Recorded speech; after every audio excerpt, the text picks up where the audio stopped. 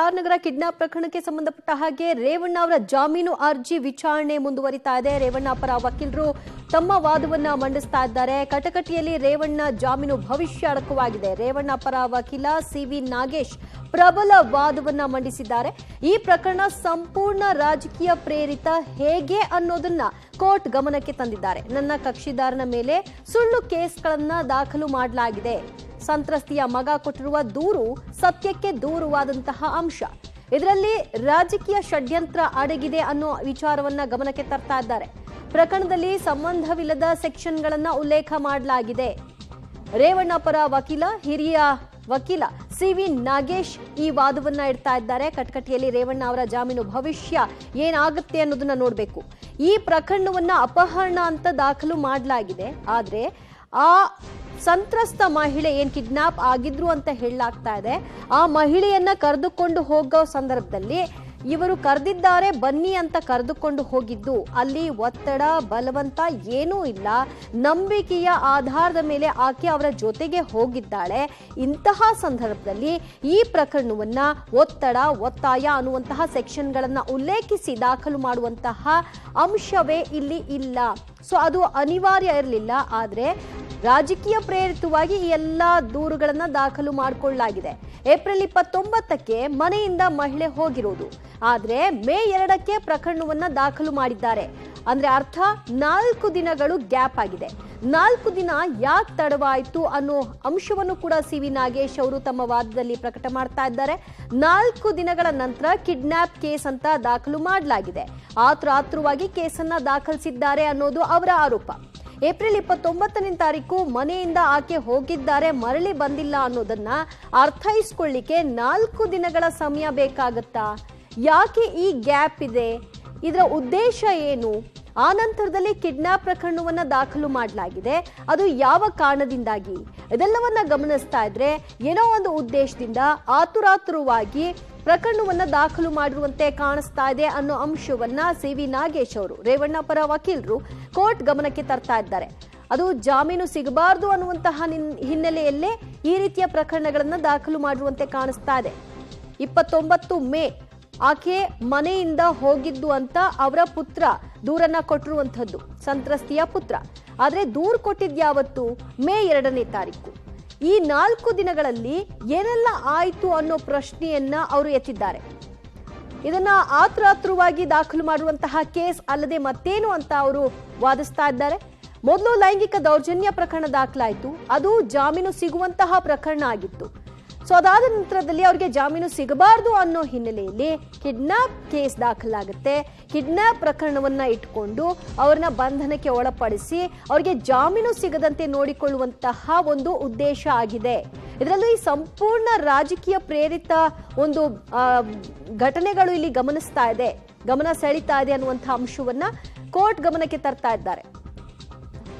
29ನೇ ತಾರೀಕು ಕಿಡ್ನಾಪ್ ಆಗಿ 2ನೇ ತಾರೀಕು ಅವರನ್ನ ಕಿಡ್ನಾಪ್ ಆಗಿದ್ದಾರೆ ಅಂತ ಅವರ ಪುತ್ರ ಕೇಸ್ ಕೊಡ್ತಾರೆ. ಸೊ ಆ ನಂತರದಲ್ಲಿ ಈಗಾಗಲೇ ಮಹಿಳೆ ಕೂಡ ಸಿಕ್ಕಿ ಆಗಿದೆ. ಅವರ ಹೇಳಿಕೆಯನ್ನ ಏನ್ ಪಡ್ಕೊಂಡಿದ್ದಾರೆ, ಅವ್ರು ಏನ್ ಹೇಳಿದ್ದಾರೆ, ಅವರ ಮನಸ್ಥಿತಿ ಏನಿದೆ ಈಗ ಸದ್ಯಕ್ಕೆ, ಇದು ಯಾವುದರ ಬಗ್ಗೆಯೂ ಕೂಡ ನಮ್ಮ ಗಮನಕ್ಕೆ ಮಾಹಿತಿಗಳನ್ನ ಕೊಟ್ಟಿಲ್ಲ. ಸೊ ಇದೆಲ್ಲವನ್ನ ಗಮನಿಸ್ತಾ ಇದ್ರೆ ಉದ್ದೇಶ ಏನು ಅನ್ನೋದು ಇಲ್ಲಿ ಪ್ರಶ್ನಾರ್ಹವಾಗುತ್ತೆ ಅಂತ ಕೋರ್ಟ್ ಗಮನಕ್ಕೆ ತರ್ತಾ ಇದ್ದಾರೆ. ಏಪ್ರಿಲ್ 29ರಿಂದ ಮೇ 2ನೇ ತಾರೀಕಿನವರೆಗಿನ ಈ ಅಂತರದ ಬಗ್ಗೆ ಸಿವಿ ನಾಗೇಶ್ ಅವರು ತಮ್ಮ ವಾದದಲ್ಲಿ ಪ್ರಸ್ತಾಪಿಸ್ತಾ ಇದ್ದಾರೆ. 4 ದಿನ ಕಿಡ್ನಾಪ್ ಪ್ರಕರಣ ಯಾಕೆ ದಾಖಲಾಗ್ಲಿಲ್ಲ? ಅದು ಕಿಡ್ನಾಪೇ ಆಗಿದ್ದಾರೆ ಅನ್ನೋದಾದ್ರೆ ಅವರು ಹೋದವರು ವಾಪಸ್ ಬರಲಿಲ್ಲ ಅನ್ನುವಂತಹ ಅನುಮಾನ ಅದು ಮರುದಿನವೋ ಆ ದಿನವೋ ಅವರಿಗೆ ಗೊತ್ತಾಗ್ಬಿಡ್ಬೇಕಾಗಿತ್ತು. ಯಾಕಂದ್ರೆ ಕಿಡ್ನಾಪ್ ಅಂದ್ರೆ ಏನು? ಒತ್ತಾಯ ಒತ್ತಡದಿಂದ ಬಲವಂತವಾಗಿ ಅವ್ರನ್ನ ಎಳೆದುಕೊಂಡು ಹೋಗಿರೋದು ಕಿಡ್ನಾಪ್ ಆಗತ್ತೆ. ಇಲ್ಲಿ ಅವ್ರನ್ನ ಕರೆದುಕೊಂಡು ಹೋಗಿರೋದು ಆಕೆ ಕೂಡ ನಂಬಿಕೆಯ ಆಧಾರದ ಮೇಲೆ ಹೋಗಿರೋದು ಅನ್ನೋದನ್ನ ಗಮನಿಸ್ಕೊಳ್ಳೋದಾದ್ರೆ ಈ ಸೆಕ್ಷನ್ಗಳನ್ನ ಏನ್ ದಾಖಲು ಮಾಡಿದ್ದಾರೆ ಇದು ಅನಿವಾರ್ಯ ಇರಲಿಲ್ಲ, ಬೇಕಂತಲೇ ಉದ್ದೇಶಪೂರ್ವಕವಾಗಿಯೇ ಮಾಡಿರೋದು ಅಂತ. ಏಪ್ರಿಲ್ 29ಕ್ಕೆ ಮನೆಯಿಂದ ಮಹಿಳೆ ಹೋಗಿದ್ದಾಳೆ. ಅವರ ಪುತ್ರ ಕೊಡುವಂತಹ ಸ್ಟೇಟ್ಮೆಂಟ್ನ ಆಧಾರದ ಮೇಲೆ, ದೂರಿನ ಆಧಾರದ ಮೇಲೆ. ಆದ್ರೆ ಮೇ 2ನೇ ತಾರೀಕಿನಂದು ಪ್ರಕರಣ ದಾಖಲಾಗುತ್ತೆ. 4 ದಿನ ಯಾಕೆ ತಡವಾಯ್ತು ಅನ್ನೋ ವಿಷಯ ಇವತ್ತು ಕೋರ್ಟ್ ಅಂಗಳಕ್ಕೆ ತರ್ತಾ ಇದ್ದಾರೆ ರೇವಣ್ಣ ಪರ ವಕೀಲರು. 4 ದಿನ ಕಿಡ್ನಾಪ್ ಆದ ನಂತರದಲ್ಲಿ ಕಿಡ್ನಾಪ್ ಪ್ರಕರಣವನ್ನ ದಾಖಲು ಮಾಡಲಾಗಿದೆ. ಇದನ್ನು ಗಮನಿಸ್ತಾ ಇದ್ರೆ ಆತುರಾತುರವಾಗಿ ಮಾಡಿರೋ ಹಾಗೆ ಕಾಣಿಸ್ತಾ ಇದೆ. ಮೊದಲು ಹೊಳೆನರಸೀಪುರದಲ್ಲಿ ದಾಖಲಾದಂತಹ ಒಂದು ಕೇಸ್ ಏನಿತ್ತು ಅದು ಜಾಮೀನು ಸಿಗಬಹುದಾದಂತಹ ಪ್ರಕರಣ ಆಗಿತ್ತು. ರೇವಣ್ಣ ಅವರಿಗೆ ಜಾಮೀನು ಸಿಕ್ಕರೆ ಈ ಪ್ರಕರಣದಲ್ಲಿ ಅವ್ರನ್ನ ಸಿಕ್ ಹಾಕಿಸ್ಲೇಬೇಕು, ಜೈಲಿಗೆ ಕಳಿಸ್ಲೇಬೇಕು ಅನ್ನುವಂತಹ ಉದ್ದೇಶ ಇದ್ದಿದ್ರಿಂದಲೇ ಈ ಮತ್ತೊಂದು ಪ್ರಕರಣ ಕಿಡ್ನಾಪ್ ಪ್ರಕರಣವನ್ನ ದಾಖಲು ಮಾಡಲಾಗಿದೆ ಅನ್ನೋ ಅಂಶವನ್ನ ಅವರು ಹೇಳ್ತಾ ಇದ್ದಾರೆ. ಅರ್ಥಾತ್ ರೇವಣ್ಣ ಅವರಿಗೆ ಜಾಮೀನು ಸಿಗಬಾರ್ದು ಅನ್ನೋದೇ ಮೂಲ ಉದ್ದೇಶ ಇದ್ದ ಹಾಗೆ ಕಾಣಿಸ್ತಾ ಇದೆ ಅನ್ನೋದನ್ನ ವಿವರಿಸ್ತಾ ಇದ್ದಾರೆ. ಈ ಎಲ್ಲ ಕಾರಣಗಳಿಗಾಗಿ ರೇವಣ್ಣ ಅವರಿಗೆ ಜಾಮೀನನ್ನ ಕೊಡಬೇಕು ಅನ್ನೋ ಅಂಶ. ಆದರೆ ರಾಜಕೀಯ ಷಡ್ಯಂತ್ರ, ರಾಜಕೀಯ ಪ್ರೇರಿತ ಇದೆಲ್ಲವೂ ಕೂಡ ಕೋರ್ಟ್ಗೆ ಮುಖ್ಯವಾಗೋದಿಲ್ಲ.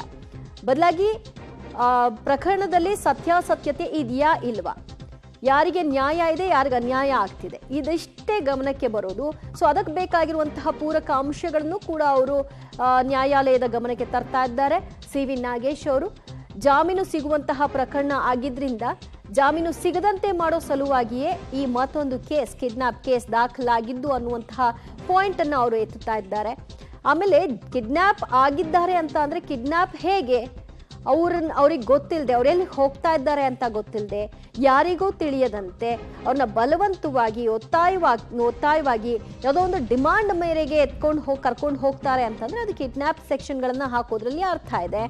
ಅವರ ಮನೆಗೆ ಹೋಗಿ ಇಂಥ ಕಡೆ ಹೋಗ್ಬೇಕು ಬನ್ನಿ ಅಂತ ಕರ್ಕೊಂಡು ಹೋಗಿದ್ದಾರೆ ಅಂತ ಅವರ ಪುತ್ರ ಕೊಡುವಂತಹ ದೂರಿನ ಆಧಾರದ ಮೇಲೆ ಗಮನಿಸ್ತಾ ಇದ್ರೆ ಇದು ಹೇಗೆ ಕಿಡ್ನಾಪ್ ಆಗುತ್ತೆ ಅನ್ನೋ ಪಾಯಿಂಟ್ ಅನ್ನ ಅವರು ಇಡ್ತಾ ಇದ್ದಾರೆ. ಜೊತೆಗೆ ಕೇಸ್ ದಾಖಲಾದಂತಹ ಸಮಯವನ್ನು ಕೂಡ ಇಲ್ಲಿ ಅವರು ಕೋರ್ಟ್ ಗಮನಕ್ಕೆ ತರ್ತಾ ಇದ್ದಾರೆ. ಈ ಅಂತರದಲ್ಲಿ ಏನೆಲ್ಲ ಆಗಿರಬಹುದು ಅನ್ನೋ ಅನುಮಾನ ಇಲ್ಲಿ ಹುಟ್ಟು ಹಾಕುವಂತೆ ಕಾಣಿಸ್ತಾ ಇದೆ ಅನ್ನೋದು ಅವರ ಒಂದು ವಾದದಲ್ಲಿರುವಂತಹ ಅಂಶ. ರೇವಣ್ಣ ಜಾಮೀನು ತೆಗೆದುಕೊಳ್ಳಲು ತಯಾರಿ ನಡೆಸಿದ್ರು. ಅವರಿಗೆ ಲೈಂಗಿಕ ದೌರ್ಜನ್ಯ ಕೇಸ್ ಹಾಕಿದ ನಂತರದಲ್ಲಿ ಅವರಿಗೆ ಜಾಮೀನು ತೆಗೆದುಕೊಳ್ಳಿಕ್ಕೆ ಪ್ರಯತ್ನಿಸಿದ್ರು.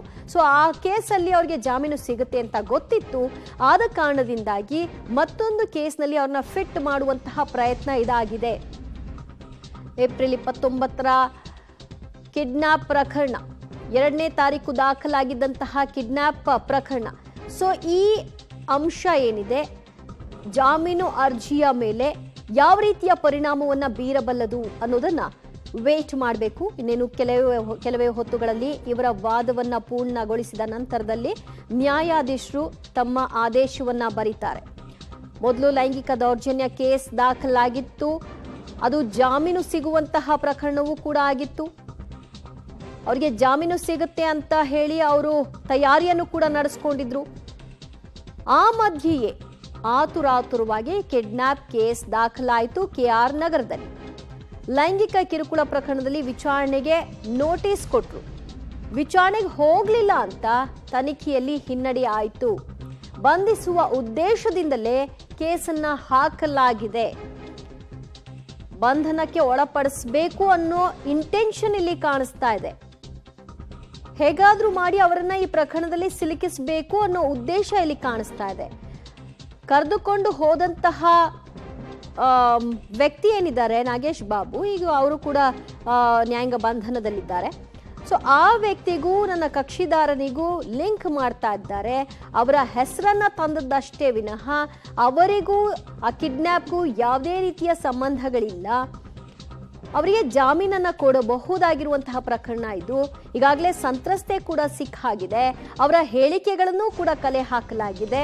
ಮತ್ತು ಈ ಪ್ರಕರಣದಲ್ಲಿ ಆಗಿರುವಂತಹ ಬೆಳವಣಿಗೆಗಳನ್ನ, ಕೇಸ್ ದಾಖಲಾಗಿರುವಂತಹ ರೀತಿ, ಸೆಕ್ಷನ್ಗಳು ದಾಖಲಾಗಿರುವಂತಹದ್ದು ಮತ್ತು ಆನಂತರದಲ್ಲಿ ಆಗ್ತಾ ಇರುವ ಬೆಳವಣಿಗೆ, ಇದೆಲ್ಲವನ್ನ ಗಮನಿಸಿದಾಗ ಉದ್ದೇಶಪೂರ್ವಕವಾಗಿ ಮಾಡಿರುವಂತಹ ಕೇಸ್ ಎಂಬಂತೆ ಕಾಣಿಸ್ತಾ ಇದೆ ಅಂತ ವಾದವನ್ನ ಇಟ್ಟಿದ್ದಾರೆ.